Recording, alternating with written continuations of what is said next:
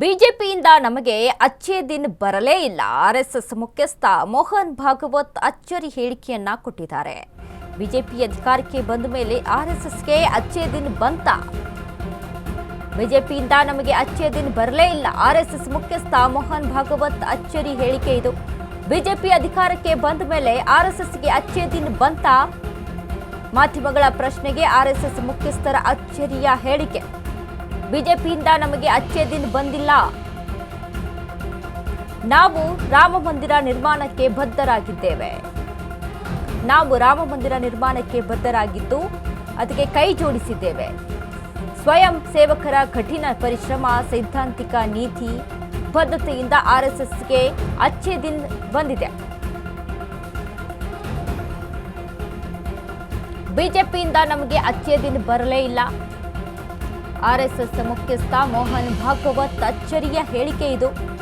BJP ಅಧಿಕಾರಕ್ಕೆ ಬಂದ ಮೇಲೆ ಆರ್ಎಸ್ಎಸ್ಗೆ ಅಚ್ಚೇ ದಿನ ಬಂತ ಅನ್ನುವಂಥ ಪ್ರಶ್ನೆಗೆ ಸಂಬಂಧಪಟ್ಟಂತೆ ಮಾಧ್ಯಮಗಳ ಪ್ರಶ್ನೆಗೆ ಆರ್ಎಸ್ಎಸ್ ಮುಖ್ಯಸ್ಥರ ಅಚ್ಚರಿ ಹೇಳಿಕೆಯನ್ನ ಕೊಟ್ಟಿದ್ದಾರೆ. ಬಿಜೆಪಿಯಿಂದ ನಮಗೆ ಅಚ್ಚೇ ದಿನ ಬಂದಿಲ್ಲ. ನಾವು ರಾಮ ಮಂದಿರದ ನಿರ್ಮಾಣಕ್ಕೆ ಬದ್ಧರಾಗಿದ್ದೇವೆ. ರಾಮ ಮಂದಿರದ ನಿರ್ಮಾಣದ ವಿಚಾರಕ್ಕೆ ಸಂಬಂಧಪಟ್ಟಂತೆ ನಾವು ಕೈ ಜೋಡಿಸಿದ್ದೇವೆ. ಸ್ವಯಂ ಸೇವಕರ ಕಠಿಣ ಪರಿಶ್ರಮ, ಸೈದ್ಧಾಂತಿಕ ನೀತಿ ನಮ್ಮಲ್ಲಿದೆ. ಆ ಬದ್ಧತೆಯಿಂದ ಆರ್ಎಸ್ಎಸ್ಗೆ ಅಚ್ಚೇ ದಿನ ಬಂದಿದೆ ಎನ್ನುವಂತ ಹೇಳಿಕೆಯನ್ನ ಕೊಟ್ಟಿದ್ದಾರೆ.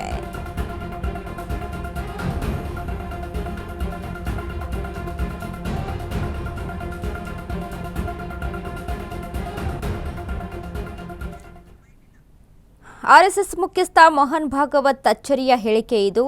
ಮಾಧ್ಯಮದ ಪ್ರಶ್ನೆಗಳಿಗೆ ಉತ್ತರಿಸಿದಂಥ ಮೋಹನ್ ಭಾಗವತ್, ನಮಗೆ ಯಾವುದೇ ಪಕ್ಷ ಅಂತ ರೀತಿಯಲ್ಲಿ ನಮಗೆ ಅಚ್ಚೇ ದಿನ ಬಂತು ಅಂತ ಅಲ್ಲ. ನಾವು ಮಾಡಿದಂಥ ಸ್ವಯಂ ಸೇವಾ ಏನಿದೆಯೋ ಅದಕ್ಕೆ ವಿಚಾರಕ್ಕೆ ಸಂಬಂಧಪಟ್ಟಂತೆ, ನಮ್ಮ ನೀತಿಗೆ, ನಮ್ಮ ಬದ್ಧತೆಗೆ ಸಂಬಂಧಪಟ್ಟಂತೆ ನಮಗೆ ಅಚ್ಚೇ ದಿನ ಬಂದಿದೆ.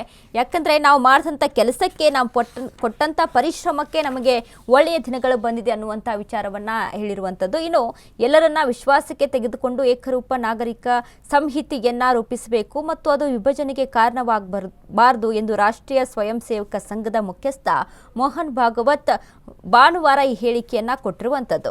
ಬಿಜೆಪಿ ಅಧಿಕಾರಕ್ಕೆ ಬಂದ ನಂತರ ಆರ್ಎಸ್ಎಸ್ಗೆ ಅಚ್ಚೇ ದಿನ ಬಂದಿಲ್ಲವೇ ಎಂಬಂತ ಪ್ರಶ್ನೆಗೆ ಉತ್ತರಿಸಿದಂತ ಭಾಗವತ್ ಅವರು, ಬಿಜೆಪಿಯಿಂದ ನಮಗೆ ಅಚ್ಚೇ ದಿನ ಬಂದಿಲ್ಲ, ಅದು ಬೇರೆ ದಾರಿ. ನಾವು ರಾಮ ಮಂದಿರ ನಿರ್ಮಾಣಕ್ಕೆ ಬದ್ಧರಾಗಿದ್ದೆವು. ನಮ್ಮನ್ನ ಬೆಂಬಲಿಸಿದವರಿಗೆ ಲಾಭವಾಗಿದೆ ಅಂತ ಹೇಳಿದರು. ಇನ್ನು ಸ್ವಯಂ ಸೇವಕರ ಕಠಿಣ ಪರಿಶ್ರಮ ಮತ್ತು ಸೈದ್ಧಾಂತಿಕ ನೀತಿಗಳ ಬದ್ಧತೆಯಿಂದ ಆರ್ಎಸ್ಎಸ್ಗೆ ಅಚ್ಚೇ ದಿನ ಬಂದಿದೆ. ಅಗತ್ಯವಿದ್ದಾಗ ಆರ್ಎಸ್ಎಸ್ ಸಲಹೆ ನೀಡುತ್ತದೆ. ಅವರು ನಮ್ಮೊಳಗಿನಿಂದ ಬಂದವರಾಗಿರೋದ್ರಿಂದ ಅವರ ಪಾಪಗಳು ನಮ್ಮ ಮೇಲೆ ಹೊರಿಸಲ್ಪಡುತ್ತವೆ. ರಾಜಕೀಯ ಒತ್ತಡವು ಮತದಾರರಿಂದ ಬರುತ್ತದೆ ಹೊರತು ಆರ್ಎಸ್ಎಸ್ ನಿಂದಲ್ಲ ಎಂದು ಮೋಹನ್ ಭಾಗವತ್ ಹೇಳಿರುವಂಥದ್ದು. ಇನ್ನು ಅದರ ಜೊತೆಗೆ 100 ವರ್ಷಗಳಲ್ಲಿ ಕಮ್ಯುನಿಸ್ಟರ್ ನೆಲೆ ಏಕೆ ಬೆಳೆದಿಲ್ಲ ಎಂಬ ಪ್ರಶ್ನೆಗೆ ಉತ್ತರಿಸಿದಂಥ ಮೋಹನ್ ಭಾಗವತ್, ಒಂದು ವೇಳೆ ಕೇಳಿದ್ರೆ ಅವರಿಗೆ ಆರ್ಎಸ್ಎಸ್ ಮಾರ್ಗದರ್ಶನ ನೀಡಬಹುದು. ಆರ್ಎಸ್ಎಸ್ ಯುವ ಸಂಘಟನೆಯಾಗಿದ್ದು ಸರಾಸರಿ ವಯಸ್ಸು 28, ಹಾಗಾಗಿ ಇದೀಗ 25ಕ್ಕೆ ಇಳಿಸಲು ಬಯಸಿರುವುದಾಗಿ ಅವರು ಹೇಳಿಕೆಯನ್ನ ಕೊಟ್ಟಿದ್ದಾರೆ. ಈಗಾಗಲೇ ಆರ್ಎಸ್ಎಸ್ ಅಂದ್ರೆ ನಮ್ಮ ಕಣ್ಣು ಮುಂದೆ ಬರುವಂಥದ್ದು ಬಿಜೆಪಿ ಆರ್ಎಸ್ಎಸ್ ಇದೆ ಅಂತ ಅಂದಾಗ ಅಲ್ಲಿ ಬಿಜೆಪಿ ಇದೆ ಅನ್ನುವಂಥ ಒಂದಿಷ್ಟು ಕಲ್ಪನೆಗಳು, ಒಂದಿಷ್ಟು ವಿಚಾರಗಳು ಕಣ್ಣು ಮುಂದೆ ಎಲ್ರಿಗೂ ಕೂಡ ಬರುವಂಥದ್ದು. ಇನ್ನು ಕಾಂಗ್ರೆಸ್ ಪಕ್ಷವು ಸಹಿತ ನಿರಂತರವಾಗಿ ದೂಷಿಸ್ತಾ ಇರುತ್ತೆ. ಆರ್ಎಸ್ಎಸ್ ಇದು ಯಾವುದೇ ತರದಂತ ದೇಶಕ್ಕಾಗಿ ಅಲ್ಲಿ ಕೆಲಸ ಮಾಡ್ತಾ ಇಲ್ಲ, ನಾಡಿಗಾಗಿ ಕೆಲಸವನ್ನ ಮಾಡ್ತಾ ಇಲ್ಲ, ಇದು ಬಿಜೆಪಿಗಾಗಿ ಕೆಲಸ ಮಾಡ್ತಾ ಇದೆ ಎನ್ನುವಂತ ಒಂದಿಷ್ಟು ಸ್ಟೇಟ್ಮೆಂಟ್ ಅನ್ನ ಇದೀಗ ಕಾಂಗ್ರೆಸ್ ಅವರು ಕೊಡ್ತಾನೆ ಬಂದಿದ್ದಾರೆ, ಈಗಲೂ ಕೂಡ ಕೊಡ್ತಾನೆ ಇದ್ದಾರೆ. ಆದ್ರೆ ಇದೀಗ ಮೋಹನ್ ಭಾಗವತ್ ಹೇಳಿರುವಂತ ವಿಚಾರ ಅಂತ ಅಂದ್ರೆ, ಯಾವುದೇ ಪಕ್ಷದಿಂದ ನಮಗೆ ಅಲ್ಲಿ ಅಚ್ಚೇ ದಿನ ಬಂದಿದೆ ಅಂತ ಅಲ್ಲ, ನಾವು ಮಾಡಿದಂಥ ಸ್ವಯಂ ಸೇವಕ್ಕೆ ನಾವು ಮಾಡಿದಂಥ ನೀತಿ ಬದ್ಧತೆಯ ಕೆಲಸಗಳಿಗೆ ನಮಗೆ ಅಚ್ಚೇ ದಿನ ಬಂದಿದೆ ಅನ್ನುವಂಥ ವಿಷಯವನ್ನ ತಿಳಿಸಿದ್ದಾರೆ.